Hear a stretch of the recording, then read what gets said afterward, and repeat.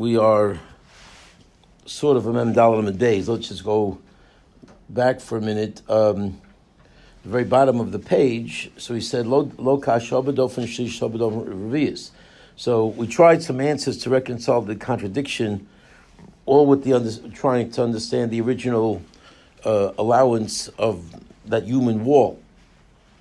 And we said when it comes to Kalim, the issue is, and the reason why there's a difference is whether it was the third wall or the fourth wall. And when it's a fourth wall, you're not doing anything significant, therefore you can go ahead and make the wall. And but the third wall, which is significant, that's the Bryce that says you can't, is talking about the third wall. And we actually proved it. They economically telling off al dofno shmamina. Okay, so that's how we finished. I believe we finished the Rashi's on Mem Dalet as well. Okay, so then we said, okay, that takes care of the Kalim stira, but we also had Adam stira, El Adam kasha, top of the page from Dalet Beis. But what do you do with the stira? Whether or not a man's allowed to stand by the wall or not stand by the wall, you can't give the same answer because, as Ephraim pointed out, in the case of the man, the Brisa clearly says that you're making the wall with the intent of being able to eat and sleep and drink there. Now, clearly, you could have done that if we're talking about the fourth wall.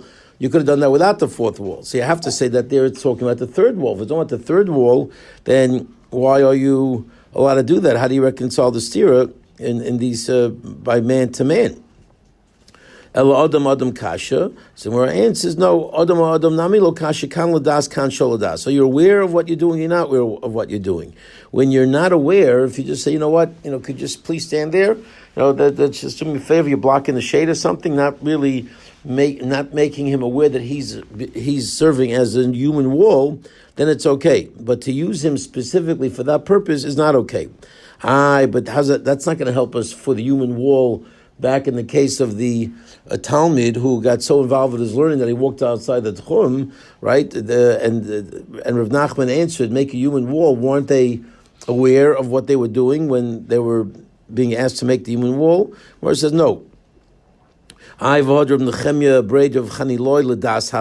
case of Ladas. Where it says no, you might think so, but Shlomo Das Have. That was actually a case where it was not. They were not aware. Where Rav Nachman was not telling them, tell those guys to help us get my Talmud back into the Tchum so you can eat cholent for Shabbos morning. That was not what they said. Basically, he came up with some subterfuge to try to just have them make. A requirement for the people that make the wall. They have to know that they're making the wall. No, forget the requirement that they don't know. If they know, then it's bad. They have to not know, and that's the only time that it's allowed, where it's almost like incidentally. The guy walking out also doesn't know he walked. He doesn't know he walked out, and these people only making the wall. Okay, yes, that's true. The Gemara says, "I Rav Chizah miyol ladas have," but Rav Chizah was certainly aware. Right? Didn't Rav Nachman tell him? So it wasn't. He was certainly negligent in not being allowed to make a wall, and he was part of the wall. To which Gemara answers, Rav Chizah shlomin aminyan have. He was not part of the group.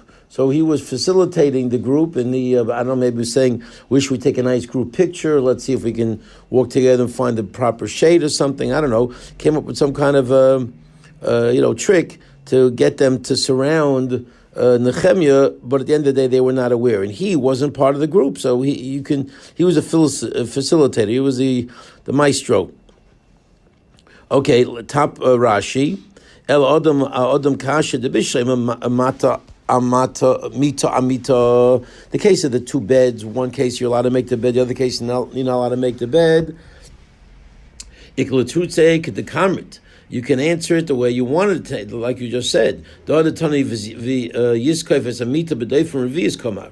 That you're allowed to lift up the bed and do what you need to do. Was talking about the fourth wall. Because there we're not talking about a third wall necessarily. We're talking about the idea that you don't want the sun coming down on the dead person. And on your cornflakes, nothing worse than sun-infested cornflakes. Okay, Alma lavlach shrei sukkah asi. Clearly, that the intention in that case of the bed was not to make the sukkah kosher. Elo Adam, but the case of the Adam, so I'll buy your answer for the bed. For the bed, it works. Okay, one is where the fourth wall, one's for the third wall. But by the case of the man, there it says clearly that the purpose of the man standing up and becoming a wall was so that you can eat, drink, and sleep in the sukkah. Okay, clearly, what we see clearly here is that the Brisa, the Mishnah, is talking about a case. The Brisa talking about a case where you're trying to establish the validity of the sukkah. The Gimel Dorma Min Hey Mitzvah Sukkah. Those three things are the essential qualities of being in a sukkah on the sukkahs. Those are the mitzvahs you have to do. Alma Doif and Shishavi. Clearly, you were lacking the third wall in that particular scenario. The Doif and Revias, because if it was the fourth wall you were lacking, but you had three other walls, Levim Ifsalbo. It would never have been possible by the missing fourth wall. You're allowed to make a sukkah with three walls. A lot of people do that. The Afagav the Ovid Ohel, and even though you're making an Ohel Shari, it would be permissible. The sukkah would be. Okay, so there's no way that you want to make it. You can make a distinction in the man-to-man case and the discrepancy there between the fourth wall and the third wall. The answer is that it depends on whether it's ladat.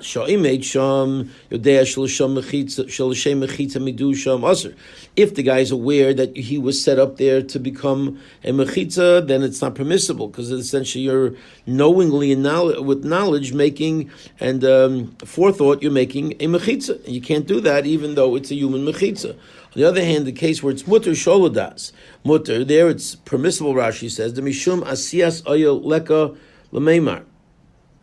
You can't really argue in that situation. It's prohibited based on the fact that you're making an OL. Why not? It's not the way you build. You don't build by having people not being even aware that they're standing in a place where they're forming a wall. That's not derech binyan. We might argue it's not derech binyan even if they are aware, but that already is too close to derech binyan. Avol kli, but if utensil, derech binyan bekachul. Therefore, even if it's done in a very happenstance way, that is derech binyan to make a makeshift wall with a keli, with a bed or anything like that. Therefore, the third wall in that case would be usher, and it's only mutter if it's a fourth wall or if it's coming if it's coming for the shade. But if it's but a mitzvah for the third wall would be unacceptable. Okay, but then more than says sholodas have, but the case of Nehemiah was sholodas. I'm sorry, but the case of Nehemiah was ladas, to which Gemara says sholodas. No, it wasn't. Clearly, the way he pulled that off was with them not knowing. Loy yodu anoshim ama kovsum sham. These people were not aware as to why they were gathered there. There was some kind of he pulled some shtick to get them together, not being aware of what the circumstances were. But that's great for the guys that Rav Chizah got together. But Rav Chizah himself, Rav Chizah miya she'asa mechitza v'nikva sham. He was one of the group that was that moving wall that allowed Nehemiah to get back into the city. He was ladas, and the answer, simple answer, Shlomo Minyanave, like Nikva Ba'isya Mechitza. He was not part of the established group to make the wall. He was the conductor, but he wasn't one of the orchestra. So as a result, he was just moving the pieces around, but he was not actually part of the wall. Okay, so this takes care of the stira. This takes care of the story about Nehemiah, and we're ready for a couple of stories before we get back into complication. Hanu, back to the Gemara. Hanu by the two dots. Hanu b'nei Ginona, the Ailu Maya b'mechitza shel b'nei Adam. There was a group of some kind of wedding party, apparently, that needed water. They didn't make proper provisions before Shabbos. They didn't have the rains we had, so they ran short on water. And they brought the water with a human mechitza. They pulled this same shtick to get water from Rishus Hayachid to Rishus Harabim, or vice versa. Well, Rashi tells us it was from Rishus Harabim to Rishus Yachid. Okay, so clearly, logically, because that's where the party was. It was in a private domain. They needed to get water from the public domain. Or some Shmendrik didn't bring it in before Shabbos. He left it outside on the street because, whatever, he forgot. So either way, they pulled this human mechitza shtick to get the water inside. Shmuel was not happy. Nagdinu Shmuel. So Shmuel gave them rabbinic lashes. Amar, and he said, Amru shalom midas, yemru ledas, because you're going to say it when it's unintentional and unaware, which we just clearly said. That was the message that Rav Nachman gave, that this halacha just said, the Gemara just said, is you only can do when they're not aware. So now, but in this case, they were aware, so he was not happy, and he gave them lashes. Okay. I don't think with an actual whip, but rabbinically it's still probably a little painful. Let's see here. Hanu Ziki, next case. Let's do everything till the Mishnah, and we'll do the Rashis. Hanu Ziki, they have a shajin baristika de mechuza. There were these leather containers that were left in the marketplace of mechuza. Again, not where they were supposed to be. So Bahade de Asa Rava Mipirke, so Rava, they belonged to Rava. He needed these leather containers holding water, whatever they held, wine, whatever it might be. They held these important ingredients that Rava needed for Shabbos. So what did he do? Bahade de Asa Rava Mipirke, so Rava, like many other Gedolim of their times, right, when they're after the Shir, their Talmidim follow them home. There's a big crowd around them as they're going back Chazring Shir, as we have seen that site many times. So the Asur Ravim Pirkei Ailinu Nehele, they went with him. So Rava used this subterfuge, this situation where he has all these people around him forming that human wall, where Rava Shamish just sort of maneuvered himself inside that wall, grabbed the leather containers, and moved into the Rishus Yachid using the human wall. The Shabbat Achrina Ba'ilinu. So another Shabbos came, another Shmendrik moved. Somebody left the stuff outside. They wanted to pull the Shamish wanted to pull the shtick again, and we did it 3 weeks ago. Let's do it again now. The Osalu, but Rava says no. One shtick, apparently, I don't know, a lifetime maybe is enough, but now you can't pull the shtick every month. Doesn't work. Devale Kedas, because now already it's like das. Seemingly, he was nervous that they're going to figure out what they're doing, and they're going to recognize the subterfuge, and it'll be ladas, and it can lead to other things. So, no, you can't do this again. Okay, the Yasser, and therefore it's Asser. What? It wasn't a Mars Iron issue. Well, I guess if you're surrounded by they were in a Rishus Yachid technically, because they. No, I understand that's the whole point of the story, but. Here's the shamas carrying these things in Rishus Harabim, right? And he's surrounded by these people that don't know they've just made it into Rishus Yachid. You would think, oh, look, he can carry here, so... Yeah, somehow, I don't know, maybe they weren't so big, and because, once they see him, won't they know that, this is what you're doing? Is wrong. Yeah, okay. One more case. Levi Ailule Tivna... Levi used this to bring up straw into Rishus Yachid, Zeiri aspasta. And Ziri used it to bring this kind of aspasta, which is a type of fodder, a grassy type of thing that grows real quick. We had that in Basra, a few other places. Rav Shimi Barchia Maya, and Rav Shimi Barchia used it for water. So apparently it was a well-used, apparently once a lifetime situation, or maybe once a year. I don't know what the guidelines are, how often you can repeat this, maybe never. It's about Erev Tavshilin too, that if you forget, you can rely on the rabbi once, but after that, you're stuck with the Erev Tavshilin. You got to remember to do it yourself. So it sounds like something similar like this, that you can do it once, but don't repeat it. Okay, so you see that this was pretty common. It worked for aspasta, it worked for straw, and it worked for water. Let's do the Rashis. The Eilu Maya, they brought water up. Mishus Ram, Mishus Yachid, Vukfal Usham Ledas, Shodium Shlakachem Nikvatzim. right? And this was the party, the wedding party that Shmuel got really upset about. So they were coming from Rishus Ram to Rishus Yachid, and they established it knowingly. They made a clear statement. They informed them that that's why they're being gathered. They did the ultimate no of not making this seemingly, happenstance kind of thing. They said, no, we're going to do this in order to get the water for the wedding party. And Shmuel did not like it.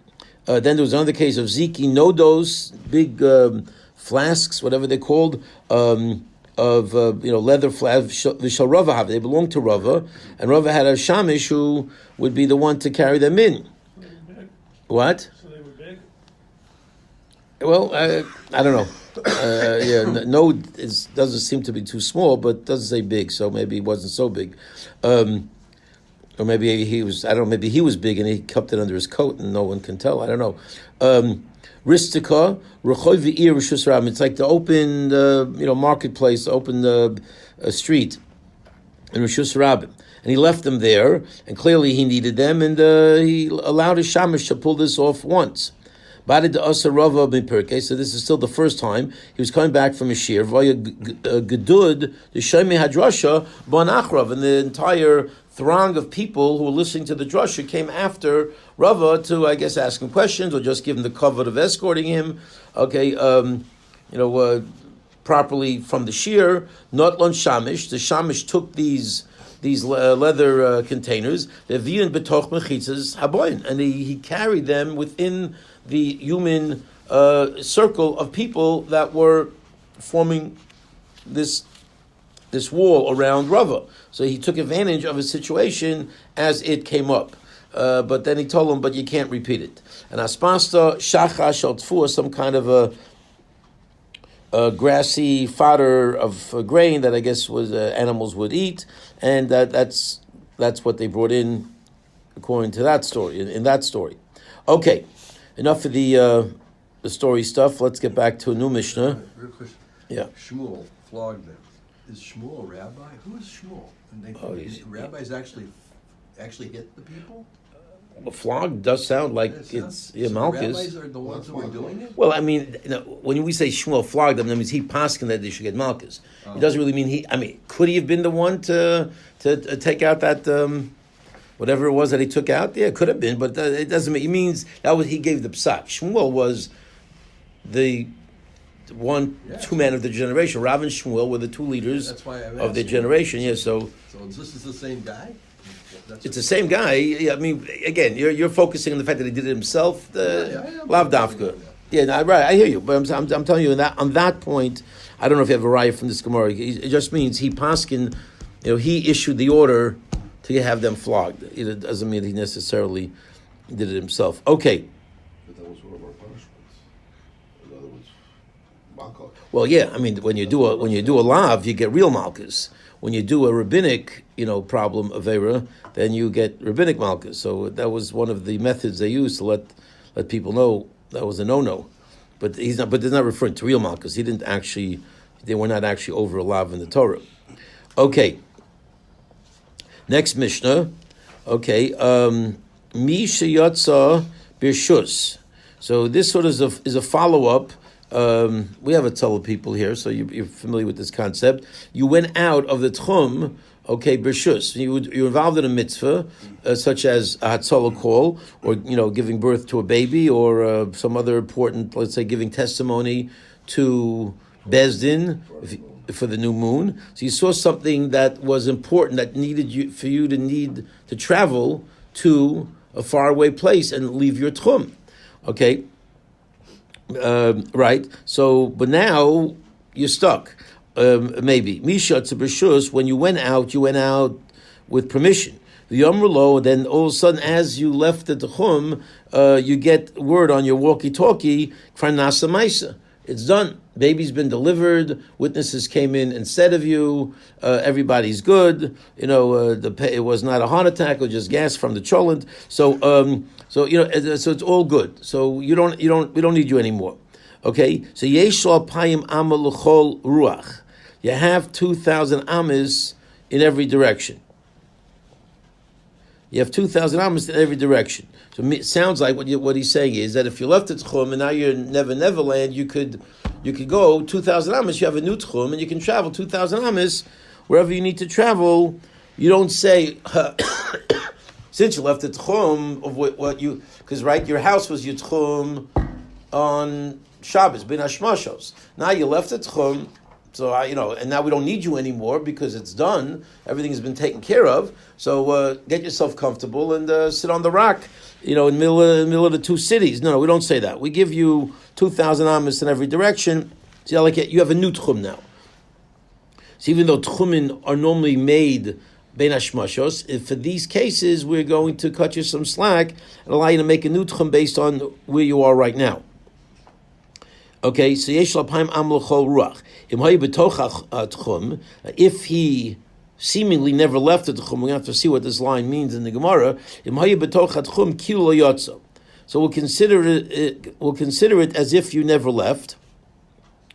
Okay, kol hayotzim lahatzel, and all people who go out to save people, chayzrin l'mkoymen, can go back to the original place. So we don't make you stay. I tell people don't have to stay where they are, wherever they, this is even by them, they're going into their cars, right? It's not just leaving the tchum. They're actually doing the rices, but anybody who goes out to save can go back to their place and their tchum is intact. So there they're saying it makes it how far out of whom you are allowed to save somebody's life, you can go all the way back to your house. It's not that you should have a new 2,000 almas. Right. Okay. Said for the people going for testimony of the new moon, they're sort of stuck. Okay, let's see. I mean, you're making a deal that here it says lahatzel and not for any dvar mitzvah, but only lahatzel. Okay, let's see. Valid point. Okay, let's see the Rashis. Mishiyatza b'shuz kegoyin le'edus hachodesh or lahatzel minagayis minanor o chachma haba Laylaid, right? Either they need you for testimony, okay, or you need to be saved. You need to go out to be saved from some army, some attack, whatever, some group of soldiers, or maybe some rivers coming and overflowing. Maybe there's a flood, or you know how to give birth, so you're the midwife that's going to make the birth happen. So you're necessary, and then as you leave, kvar nasa maisa, ve'ein chot tzarich leilach. You don't have to go anymore. It's done. So, you can go back home, maybe. So what's halacha? Yesh l'apayim am l'chol ruach. Mimokom shenemar loy. From the moment that he was told, or she was told, this is done, we no longer need your services. So you have 2,000 amas from that point. Okay? And if you never left the tchum, it's kilu lo yotza. It's like you never left. Sounds pretty redundant. If you're within the tchum, it's like you never left. Well, yeah, because I never left. So we'll have to see what this line means. Before Rashi tells you, it is a funny line, so don't get too perturbed. The Gemara will explain. Okay, and also Chozim L'Komon, Rashi is saying before you make too many diukim, wait for the Gemara. Gemara will explain what this line means. Okay. So we start with the enigmatic line in the middle of the Mishnah, which is that if you're within the tchum, it's like you never left. Well, what does that mean? If you never left, then if you never left the tchum, it's like you never left. Rashi, Havade lo yotza, yes, you certainly did not leave because you're within the tchum. So what kind of statement is that? If you're within the tchum, it's like you never left because I never left. So Amar Rabba. So here it gets interesting. So as you can tell by the Rashis, okay, Amar Rabba hachikamar. This is what is meant. If you are within the 2,000 amis that you had leaving, dummy. We're going to consider as if you never left your house. You're going to be considered still as being in your original tchum, even though technically one might think that you're already getting a new tchum. Because, right, we're waiving, as you left, we waive the tchum rule. So if we waive the tchum rule, one might think that as you leave, every step you walk, you're getting a new tchum and you're losing your old one. Because your old one doesn't matter anymore as you're walking away. We've sort of negated that based on the emergency that you have to leave. So let's see here. So to which the Gemara says pshita is not obvious. I mean, if I didn't leave yet, so what's the having to think that I should have a new 2,000 amis as I'm walking out of the city, and I'm 1,800 amis out of the city, but I still have 200 amis to go. Like, what's the chiddush that I can go back to the house? Where it says, no. I might think that the minute you started going on your journey, that uprooted your house. Your house is now history, because you're not thinking about your house. You're planning on traveling 5 miles and leaving the tchum in your house long in the distance, in the past. So I might think maybe right now we already start that new process of giving you a new tchum even as you're on your way out. Kamash from the chiddush is, we don't do that. We recognize your tchum until you actually leave, and that's when we start giving you a new tchum. While you're within the city limits of, I should say you're within your tchum of 2,000 amis, it's like nothing ever happened yet, which is a chiddush. I might think once you left, it's like things started, or once you walked out of your house for this journey, then it's all like everything else in the past is done. Let's take a look at Rashi. So Amar Rabba Hachi Kamar. Okay, the chiddush is, what the Mishnah is saying is, if you're still within the tchum, it's like you never left your house. Klaimar, meaning to say, Hi kilo liyotza beisakoy. When we say you never left, it's not going on the tchum. Of course, you didn't leave your tchum. You're within you traveled 1,800 amas. You still have 200 amas to go. So of course, you're within your tchum. But the point is, it's like you're still in your house. That's a chiddush. And by going back that, and if it's like you're still in your house, that is a chiddush. V'achi kamar. Okay, and this is what it means. If you're still within 2,000 amas of your house, go back to your house. Very kilo yokaraglov. It's like you never really uprooted your original station of what your main place is as Shabbos entered. And that's why, as you go back to your house, you can have 2,000 amas in any direction. Because if we consider that you left your house, well, then you can go to your house because it's within 2,000 amas, but you can't go 2,000 amas in the other direction from your house. Because you only would have 200 amas. If we consider where you change direction to go back as a new place of abode, that would be that might be the way we would look at it, and then you'd be limited. Okay, but the chiddush is you have 2,000 amas from your house, like you had originally. We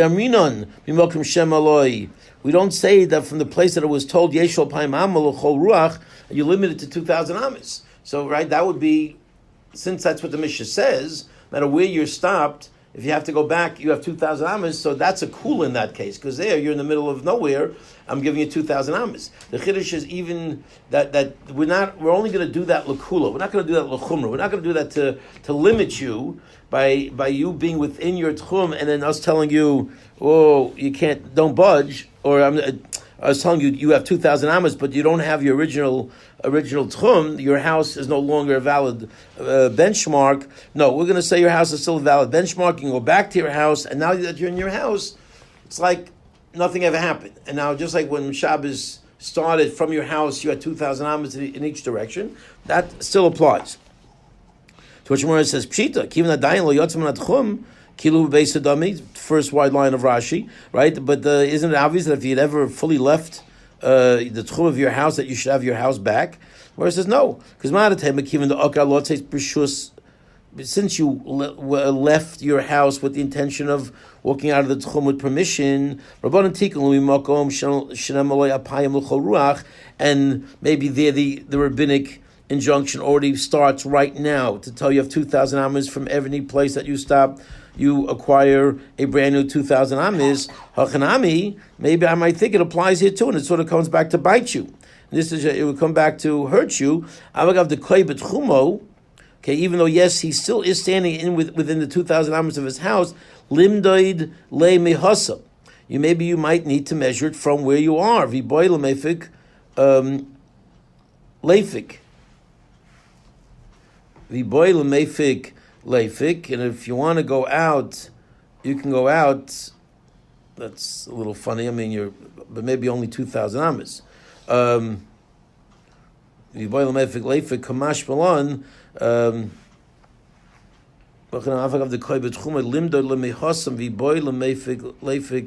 Meaning what? That you can maybe go to any direction. Maybe that's what he means. So maybe, if we follow the typical rules of engagement, we can say right now you can go 2,000 amas anywhere you want.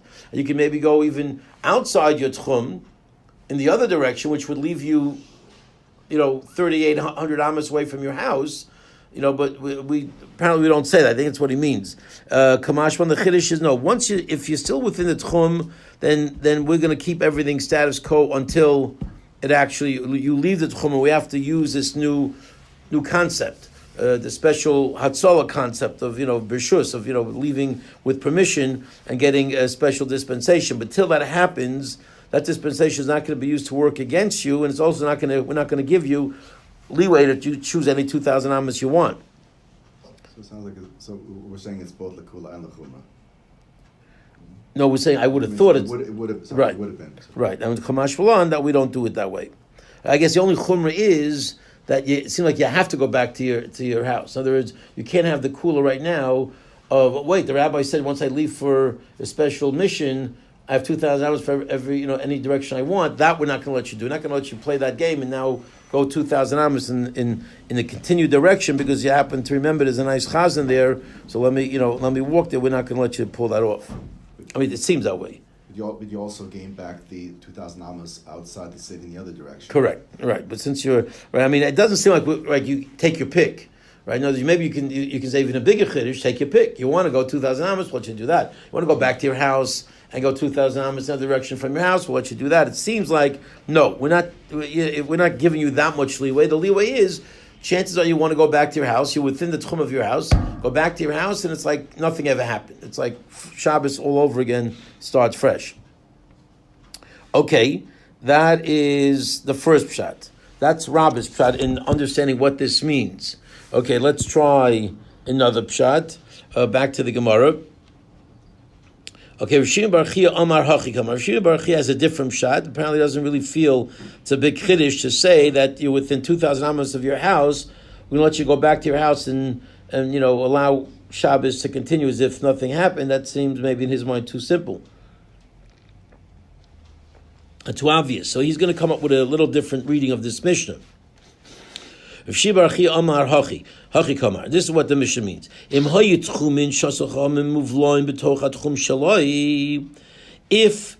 the tchum of where this guy is right now, when he's informed, we don't need you. If you made a circle around his area of 2,000 amas, and if it would be, what are they called, concentric? If there would be an overlap of area between that circle and the original circle of his 2,000 amas, that would allow him to go back to the original place. So the overlap, if there's any overlap between his tchum and the old tchum, that will let him go back into the old tchum. And that's a whole different story. That's a much bigger chiddush. We're not talking about 1,800 amas now. We're talking about 2,800 or 3,800 amas that he's gone. What?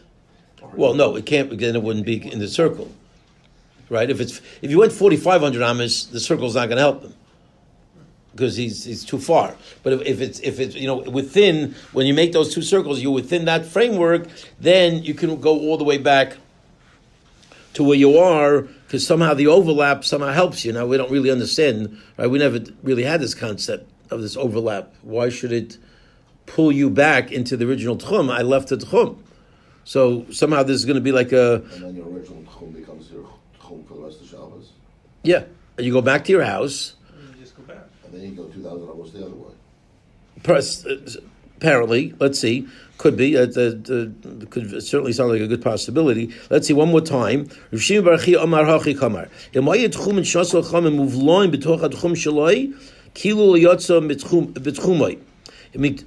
It's like he never left his tchum originally, and it sounds like, you have total original, not carte blanche, but the same rights you had when Shabbos came before this emergency, you have that still right now.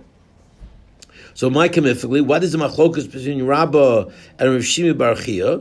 So what's the underpinning of the issue? So the underpinning is very clear. Masav avloas tchumen milsihi. One says that this overlap kind of shtick with the circles is a thing. It's an allowable phenomenon, halachic process, a procedure that does give you leeway. Well, Masav alav milsi. The other one says, no, I don't know what you're talking about with this concentric circles. It's not geometry class. This is Hilchas Tchum, and you're out of the Tchum, and Rabbah doesn't buy into it. He does not buy into it. Okay, let's catch up on the Rashis here. Second wide line. Rishimi Barachia Omar Hachi Kamar.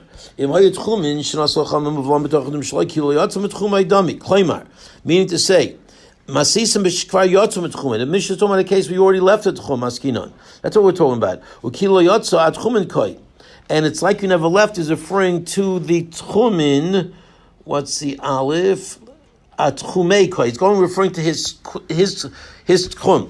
Tchum. His tchum is still legit. The kedahave sakedat mikara. Okay, like we thought originally, that he can go back to his original abode. And what does it mean if he was within the tchum? It doesn't mean he was within his 2,000 amas. That would have been pashut. If the new 2,000 amas that we give you as you take every step, you're acquiring a new tchum of 2,000 amas, okay, from the place that he was given it, and that we told him that we don't need you anymore. If there would be, as you make that circle, an overlap of an area where the two tchumin come together, we're going to consider as if you never left the tchum. You go back to your house. And it's like the beginning. It sounds like when you use the words it sounds like you can walk 2,000 amas from your house in the other direction. It's like Shabbos. It's like the beginning of Shabbos. So what's the issue? The issue is havloas tchumin amilsi. Shimi bar savar havlo.